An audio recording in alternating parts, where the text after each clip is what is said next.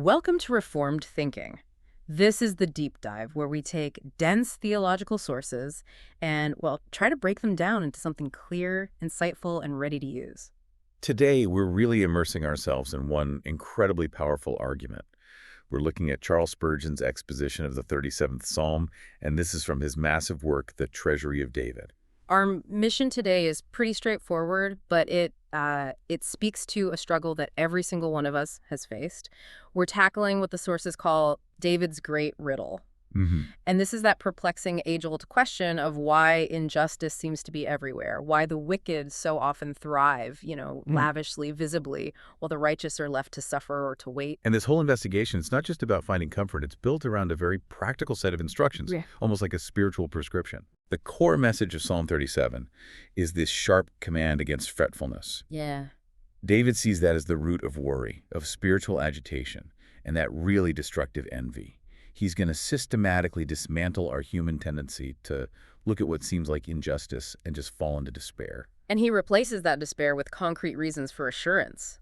All of it is rooted in God being a covenant-keeping God. Now, before we get into the details of these instructions, it probably helps you, the listener, to get a handle on the context and the construction of the psalm itself. Knowing the architecture helps a lot. It does. The source notes that this psalm was almost certainly written by David very late in his life. So what you're getting is a record of wide-aged experience. It reflects this calm assurance of a man who has seen the full cycle of human prosperity and, well, human decline. He's seen men and nations rise and fall. And structurally, it's actually quite clever. It's very intriguing. The psalm is organized in an alphabetical or acrostic structure in Hebrew. The first letters of the verses roughly follow the Hebrew alphabet. And that wasn't just for show, was it? No, not at all. That organizational feature wasn't just poetic flourish, it was a mnemonic device. He gives the psalm the feel of, say, a wisdom instruction book, a lot like a chapter of Proverbs, and it's designed to be internalized and applied daily. So if you came here expecting a flowery story, you might be a bit disappointed. What we're getting is something better. It's condensed, battle-tested wisdom delivered as 8 great actionable precepts. Right. These are designed to stabilize your mind and guide your walk of faith when the world just seems completely upside down. Let's start right where David starts, with that negative command, the prohibition against fretting. It's right there in verse 1. Fret not thyself because of evildoers, neither be thou envious against the workers of iniquity. And Spurgeon defines fretting with this real visceral strength. It's more than just being mildly annoyed. It is to worry until you get heartburn. It's to fume. It's to become truly vexed and internally agitated. It's that constant low-grade churning inside you when your natural judgment looks at the success of a clear moral lawbreaker, and then you compare it to your own humble situation. And for the believer, this is probably the most common temptation when you're in financial or social trouble. Absolutely. That distinction between fretting and envy, it's subtle, but it's vital. The text connects them immediately. Fretting is worry, and envy is just that worry turned outward. It's directed at someone else's unfair gain. When we feel poor or overlooked or despised, our old Adam, our natural fallen self, is instantly envious of the rich or the celebrated or the powerful. And this envy is dangerous. The source notes that the devil never misses a chance to supply those blasphemous lines of reasoning. Right. The thought process is something like, why am I being obedient only to struggle while that person over there cuts corners, cheats, ignores God, and seems to get the best meat? David is targeting that exact sense of spiritual grievance. This is such a difficult, counterintuitive lesson to learn. It really is. The source stresses that overcoming this tendency is a lesson learned only in the school of grace. The immediate human perspective, it just sees a temporary glaring injustice like a snapshot, and it loses composure. But grace corrects that vision. It does. It forces us to look past the snapshot, and it immediately points to the end of the story. Which brings us to the immediate, compelling reason he gives in verse 2 for why we shouldn't spend another second in envy or worry. The wicked's apparent prosperity, no matter how spectacular, is entirely fleeting. Yeah. On the grand timeline of eternity, it's less than a blink. For they shall soon be cut down like the grass. I mean, what a quick, sharp agricultural image. Everyone in David's time would have known this. Oh, for sure. Think about grass on a summer lawn. It looks lush, vibrant, established, right? But the scythe of the mower is rapid, sudden, sure, and just absolutely overwhelming. The grass cannot resist. It can't escape that moment. Its destruction is instantaneous when the time comes. Right. And it's not just that they're cut down. Their glory itself is transient. They wither as the green herb. All the beautiful color, the apparent vigor, the strength that made them seem so permanent, it just disappears swiftly. It's like freshly cut hay drying in the sun. All the life drains out so quickly, they die. And their so-called achievements, their name, it all just rots in memory. This should really give you pause when you look at someone whose fame or wealth seems to defy all natural order.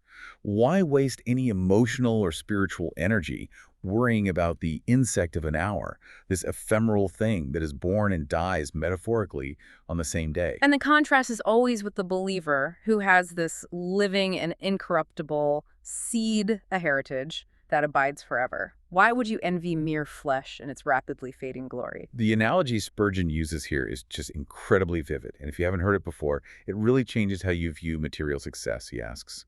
Who in their right mind envies the fat bullock, the ribbons and garlands that are decorating him as he's being led to the shambles? In that analogy, it just cuts through all the glamour. It perfectly captures the nature of the wicked man's temporary, visible prosperity. It looks festive. It looks like a celebration, ribbons, garlands, a feast.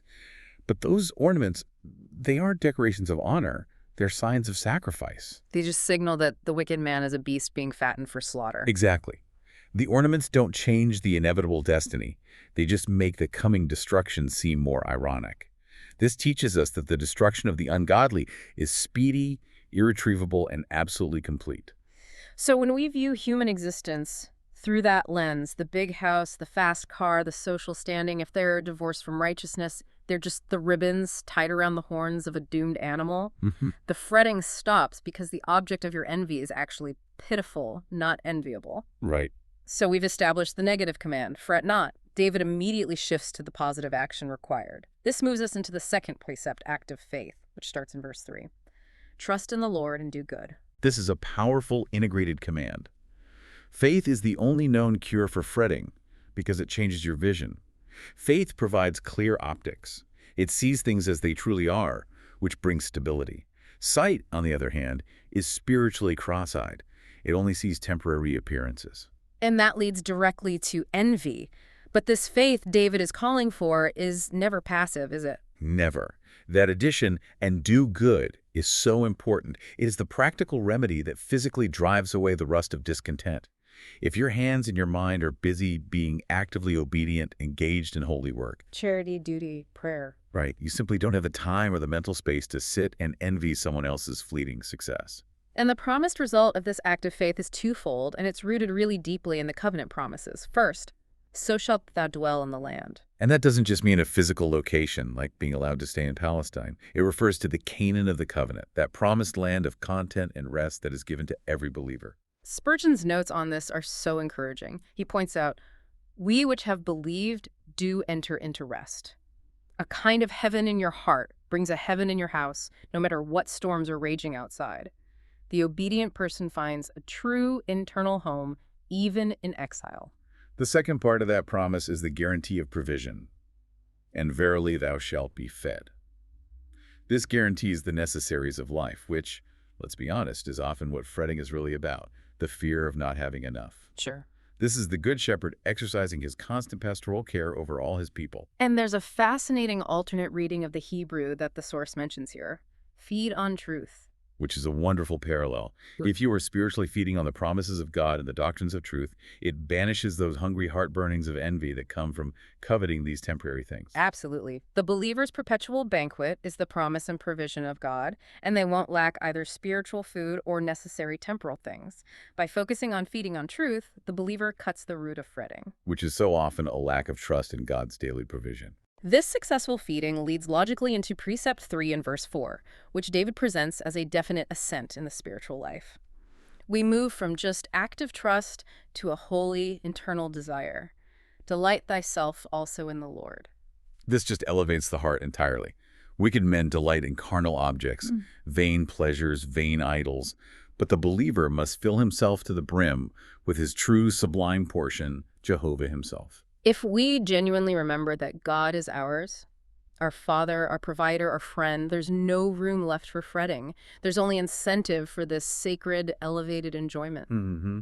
And the reward for this high-level internal discipline is what often catches the eye. And he shall give thee the desires of thine heart. Okay, we have to spend some time here because on a superficial read, that sounds like a blank check. It sounds like a promise that if you pray hard enough, God's going to grant you the mansion or the perfect career. Right, and the Reformed understanding, informed by the context around it, makes this so much deeper and more beautiful. The significance is found entirely in the command that comes before it. Delight thyself in the Lord. Men who truly delight in God cease to desire things that displease God. They only desire or ask for what will please God. So when a believer's will is subdued to God's will, when their greatest wish is God's glory and holiness, it becomes completely safe for God to give them every desire of their heart. Because the desires themselves have been sanctified, they've been purified. Their deepest prayerful requests are precisely the ones to which this promise is made. It guarantees that fulfilling the request aligns perfectly with divine purpose. So it's not about getting a better life, it's about having a better God-centered heart. Exactly. That shift in desire kills fretting instantly because you stop wanting what the wicked have. This internal alignment then naturally leads into the fourth precept in verse 5, submission and providence. Commit thy way unto the Lord.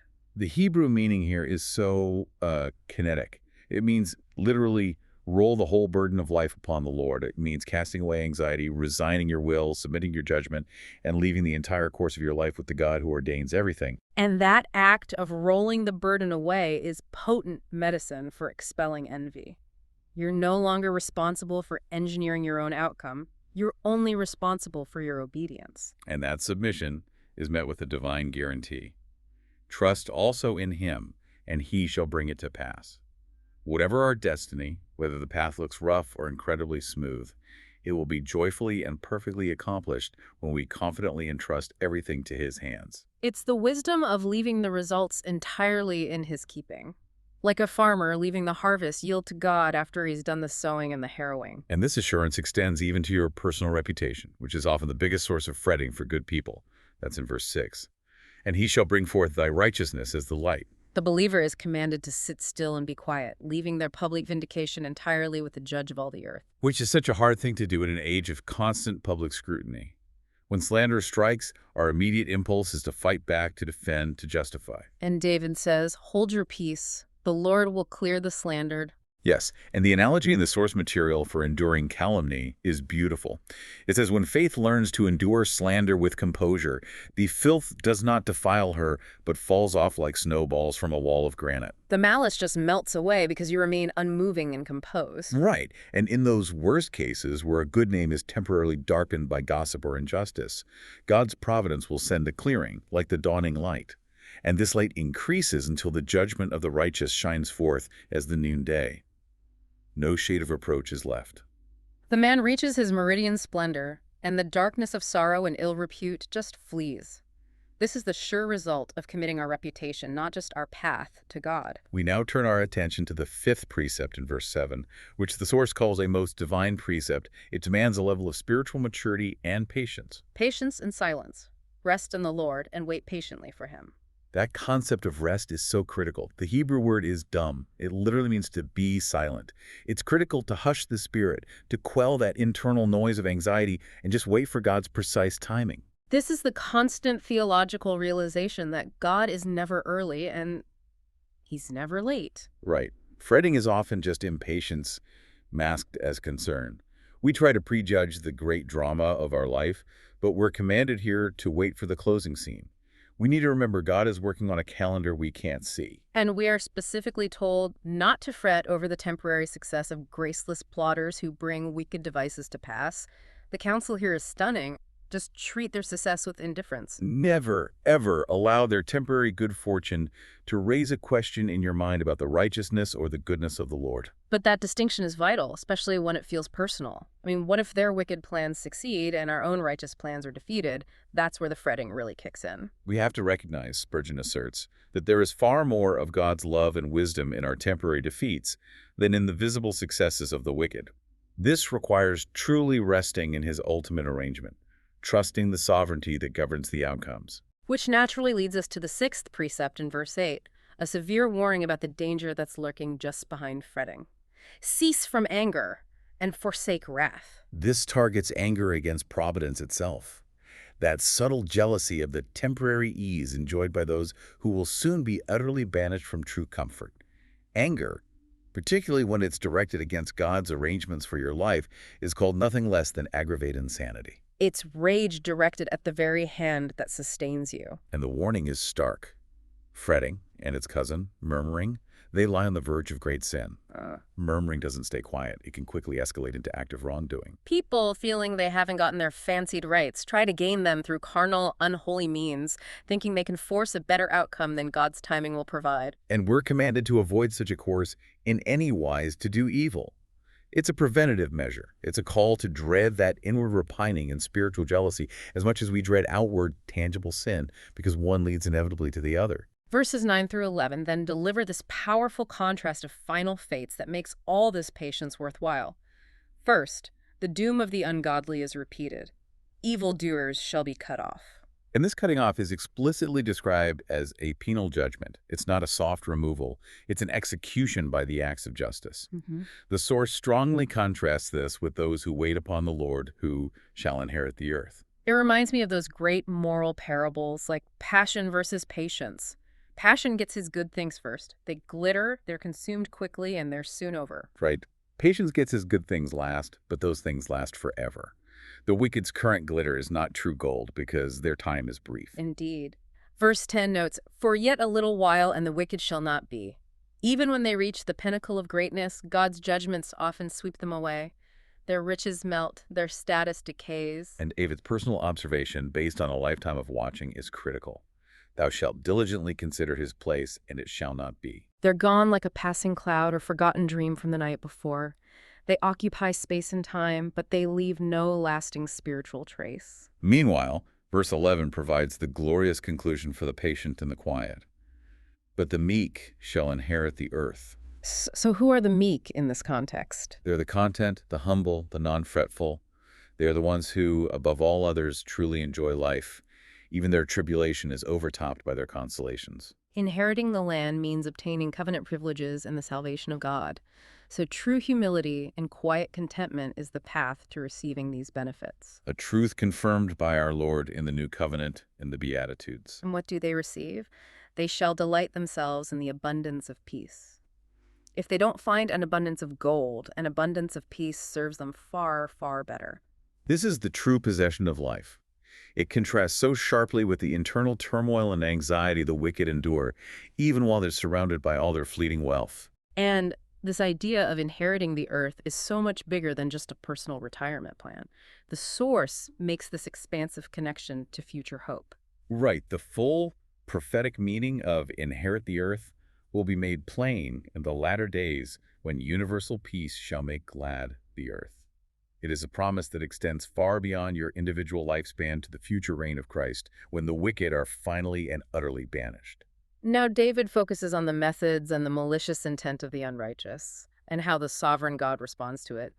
They plot against the just and gnash upon him with his teeth. The plotting is subtle. It reflects the serpentine nature of evil. They don't fight fairly or openly. The gnashing of teeth shows their internal fury. It reveals what they would do if they could seize the righteous man. It's the ungodly world's reaction to the patient believer, whose very integrity seems to injure their conscience. But the righteous don't need to trouble themselves with this malice because of the staggering statement in verse 13. The Lord shall laugh at him. What a picture, divine contempt that just stabilizes the soul. It is. It's God dealing out vengeance. He looks down upon the enemy in his ravings with serene contempt because the enemy's fury is powerless against the eternal decree. The righteous just need to sit still and wait. This divine laughter is a perfect trial of our patience, though. God doesn't always intervene instantly, and when the enemy seems successful, we might wonder why God is passive. But his laughter signals his absolute sovereign control. He is so far above the temporary machinations of man that he can just find them absurd. And the reason for his confidence is spelled out clearly, for he seeth that his day is coming. The wicked man is utterly blind to how close his destruction is. He's plotting to crush others, unaware that the foot of justice is already uplifted, prepared to trample him. And verse 14 illustrates the extent of their preparation. The wicked have drawn out the sword and have bent their bow. They are doubly armed, ready for violence. The source emphasizes that they bend their bows with such extreme force, having to tread upon it to bend it, showing their extreme intent and readiness. And their target is always the same, the poor and needy, and such as be of upright conversation. They're spiritual cowards, attacking those who are gentler in spirit and often poorer in estate, unable to defend themselves physically or financially. Their goal is nothing short of the overthrow and death of the just. But evil is inherently self-destructive. It's a truth that's beautifully and ironically demonstrated in verse 15. Their sword shall enter into their own heart. Their own inventions of evil are rendered useless. The commentary immediately points to historical analogies. You think of Haman hanged on the gallows he built for Mordecai, or Saul falling on his own sword, the very weapon he meant to use against David. Malice ultimately outwits itself. It's forced to drink the poisoned cup it mixed for another. So why should we fret at the current prosperity of those who are so industriously ruining themselves while they fantasize about injuring the saints? That self-ruin makes the proverb in verse 16 so practical. A little that a righteous man hath is better than the riches of many wicked. This is a tremendous, almost provocative proverb. It contrasts the modest portion of one righteous man with the collective wealth of many wicked men. It makes the contrast even more forceful. And the key element is internal. It is. The godly dinner of herbs has quietness, peace, and contentment, which it contrasts sharply with the turmoil and hurly-burly of riotous wealth that constantly surrounds the wicked. The little portion of the righteous man is perfumed with love. It comes as a special token of God's everlasting affection and an earnest of eternal glory received as the purchase of Christ's blood. While the wicked man's wealth, however vast, is just common bounty. It's lacking that vital perfume, lacking assurance, lacking peace. It is, at the end of the day, meaningless. And this little portion is secure because of God's constant defense, as noted in verse 17. For the arms of the wicked shall be broken, but the Lord upholdeth the righteous. The arms here means their strength and their power to execute mischief, their wealth, their human intellect, their physical ability. God declares they shall be broken even to the bone. God makes implacable men into incapable men. While the wicked are crushed, the righteous are upheld. Their entire life's course and their cause are secure because they are in good keeping. Right. The sword that smites the wicked is the very edge that defends the just. This assurance is built upon the divine knowledge of God in verse 18. The Lord knoweth the days of the upright. This isn't just knowing what will happen. The source suggests, the Hebrew implies, he secures their future. He deposits their time and their life in safekeeping. So no arrow can pierce them by accident, no danger can strike by stealth. Their future is safe, and their possessions are permanent, and their inheritance shall be forever. Eternity is a specific attribute of the believer's portion.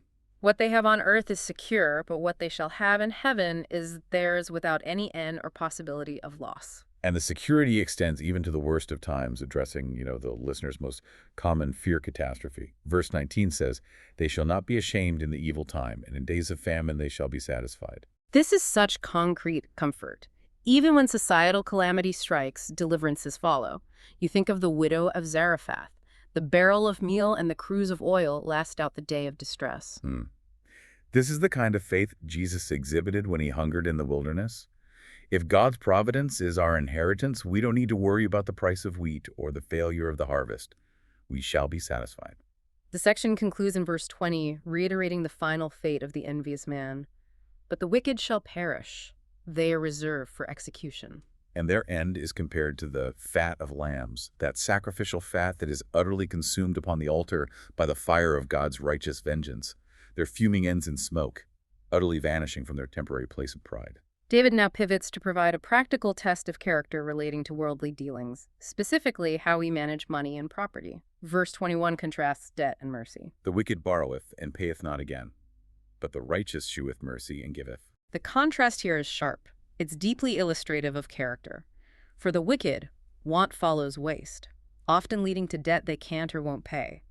They're characterized by scarcity because they operate from a place of selfish consumption.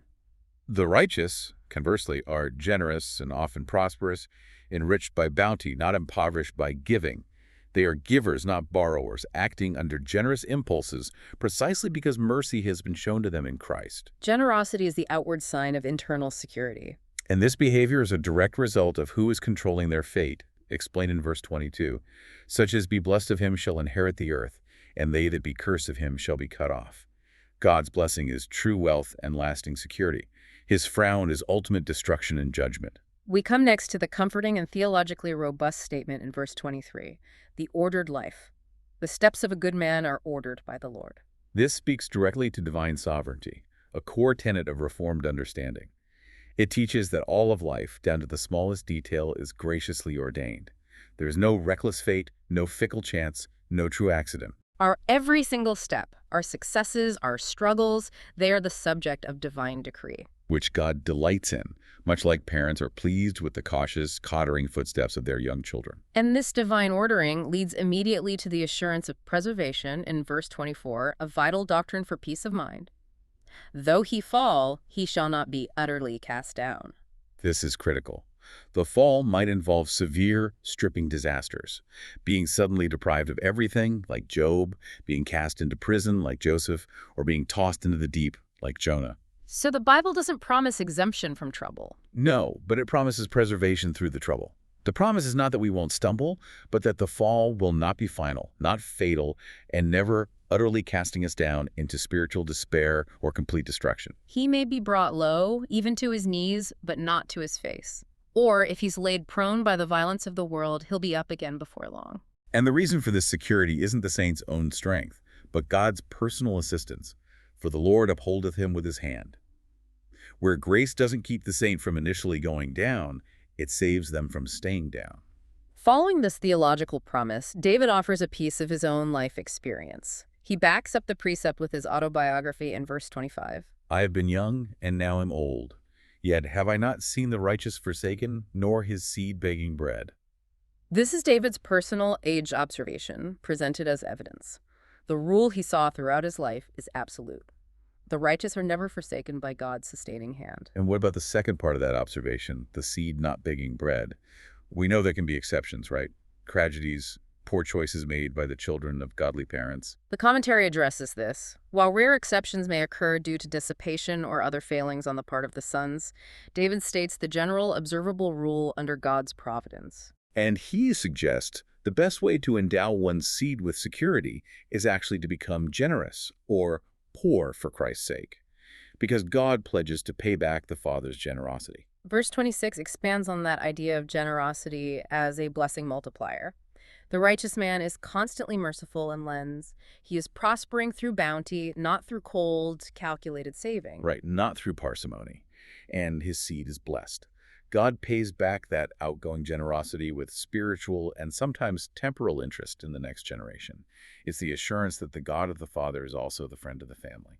This deepens the character test and provides the seventh precept in verse 27, which you could see as the quintessence of the entire psalm. Depart from evil and do good, and dwell forevermore. It's the negative and positive summed up.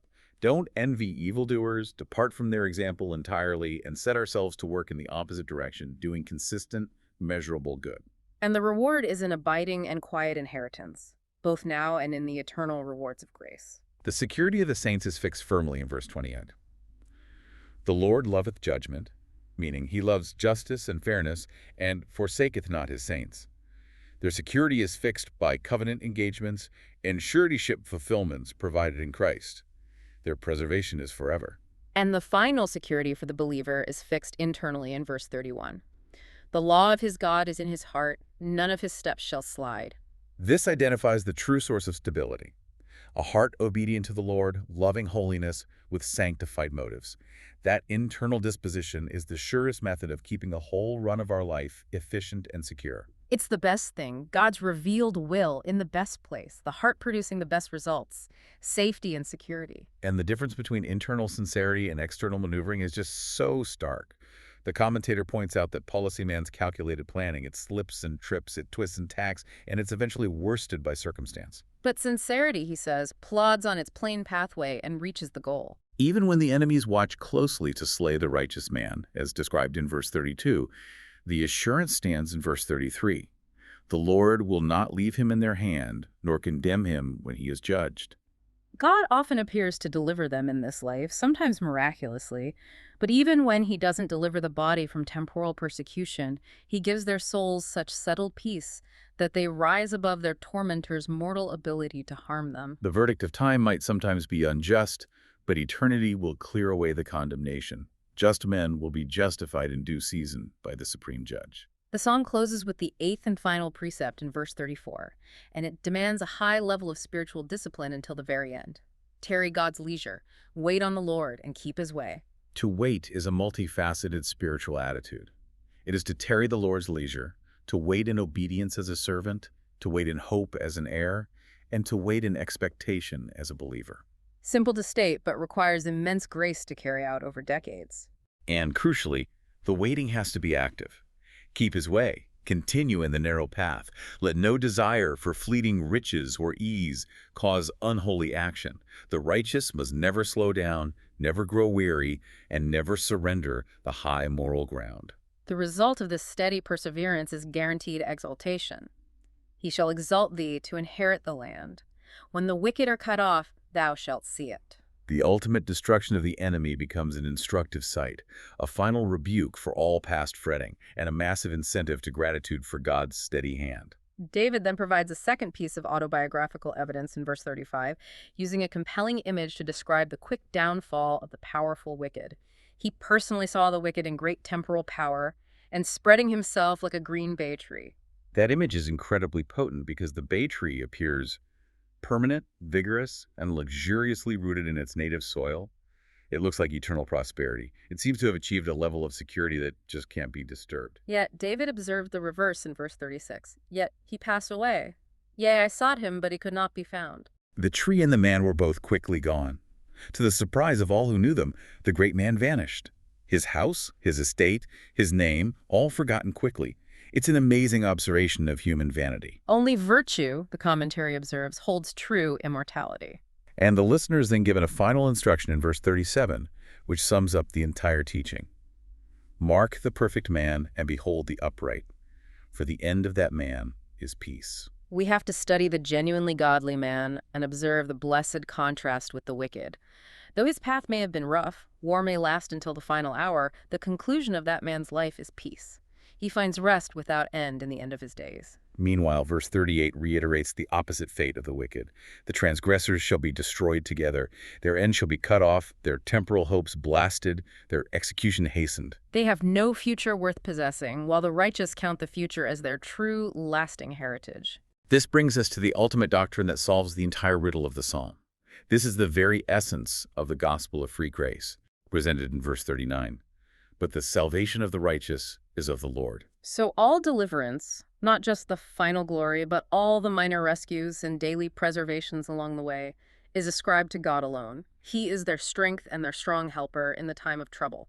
Our security doesn't rest on our ability to avoid sin or manage our reputation. It rests on His act of salvation. And verse 40 concludes by defining the one distinguishing mark of those whom God helps and delivers, and save them because they trust in Him. Their believing, their faith, not their merit or their ability to outcompete the wicked, is what distinguishes them.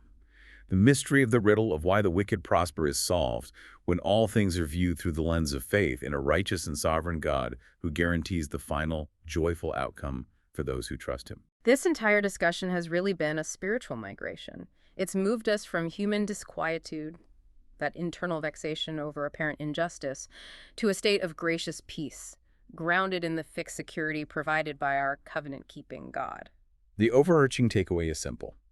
The true, temporary nature of earthly prosperity and the permanent nature of God's preservation. We are called to regulate our affections by consistently looking to the end of both the wicked and the righteous, trusting the divine decree that orders every single step. As we conclude, consider this final thought that builds on David's hope. Spurgeon mentions that the full meaning of the promise to inherit the earth will be made plain in the latter days, when universal peace reigns over a perfected world. We encourage you to reflect on what this means, that the true, peaceful, and eternal ownership of this world is reserved only for those whose steps are ordered by the Lord. The wicked's ownership is always a lease agreement that's about to expire. So how does that certain future hope, the knowledge that the meek will gain permanent possession of a world cleansed of evil, how does that reframe every temporary disappointment or trial you may be facing today? Think on that, and we hope this conversation has given you powerful tools to heed David's command. Fret not. Until our next deep dive.